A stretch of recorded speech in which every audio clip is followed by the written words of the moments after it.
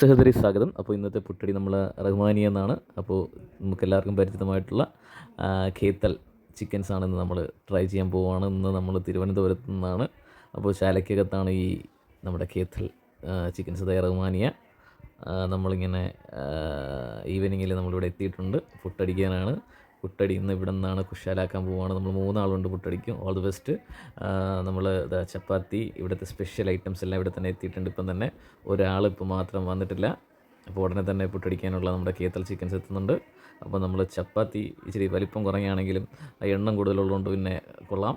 അപ്പോൾ നമ്മളിതാ വെയിറ്റിങ്ങിലാണ്. അവിടെ നമ്മുടെ ലെമൺ ജ്യൂസ്, അതായത് നാരങ്ങ വെള്ളം എത്തിയിട്ടുണ്ട്. നമ്മളിങ്ങനെ സജിയണ്ണന് വിശപ്പുള്ളത് കൊണ്ടുവന്ന് സജിയണ്ണൻ ചപ്പാത്തി അകത്ത് തന്നെ ഗ്രേവിയും കൂട്ടി അകത്തോട്ടാക്കിയിട്ടുണ്ട്. അപ്പോൾ ഇനി ഇതാ നമ്മുടെ ഐറ്റം എത്തിയിട്ടുണ്ട്. ഖേത്തൽ ചിക്കൻസ് എത്തിയിട്ടുണ്ട്. നല്ല ഫ്രൈഡ് പീസാണ്. 8 പീസ് കൂടുതലുണ്ട്. എണ്ണി കൃത്യം 8 പീസാണ് വയ്ക്കുന്നത്. അപ്പോൾ കൃത്യമായിട്ട് 8 പീസ് നമ്മുടെ എണ്ണി വയ്ക്കും. അത് കണ്ടില്ലേ, നിങ്ങൾ കണ്ടില്ലേ, 2 2 4 അത് 6 അത് 8 അങ്ങനെ 8 പീസുണ്ട്. അപ്പോൾ എല്ലാം കൂടി സ്പെഷ്യലാണെന്ന് കണ്ടില്ലേ. അപ്പോൾ അത് കഴിഞ്ഞിതാ നമ്മുടെ ചിക്കൻ എല്ലാം തന്നെ സജീവം വയ്ക്കുകയാണ്. അതും കൃത്യമായിട്ട് എന്ത് ചെയ്തു നല്ല പീസൊക്കെ നോക്കി വയ്ക്കുന്നതാണ്. അപ്പോൾ നമ്മുടെ ഖേത്തൽ ചിക്കൻസാണ് ഇന്നത്തെ പുട്ടടി. അപ്പോൾ എല്ലാവരും ഇതൊക്കെ ഒന്ന് എൻജോയ് ചെയ്ത് നോക്കുക, ടേസ്റ്റ് ചെയ്ത് നോക്കുക. നല്ല ടേസ്റ്റ് ഉണ്ട്. നമ്മൾ കഴിച്ചു തുടങ്ങിയിട്ടുണ്ട്. അപ്പോൾ ഇനി കഴിച്ച് കഴിഞ്ഞാൽ പിന്നെ ഒന്നും കാണത്തില്ല. അപ്പോൾ നമ്മൾ പുട്ടടി ഇങ്ങനെ സ്റ്റാർട്ട് ചെയ്യുവാണ്. അപ്പോൾ പുട്ടടിച്ച് തുടങ്ങി. അപ്പോൾ നമ്മുടെ പുട്ടടി ഇതാ ഇവിടെ കഴിഞ്ഞിട്ടുണ്ട്. അപ്പോൾ നമ്മളെല്ലാം ഫിനിഷ് ആക്കിയിട്ടുണ്ട്.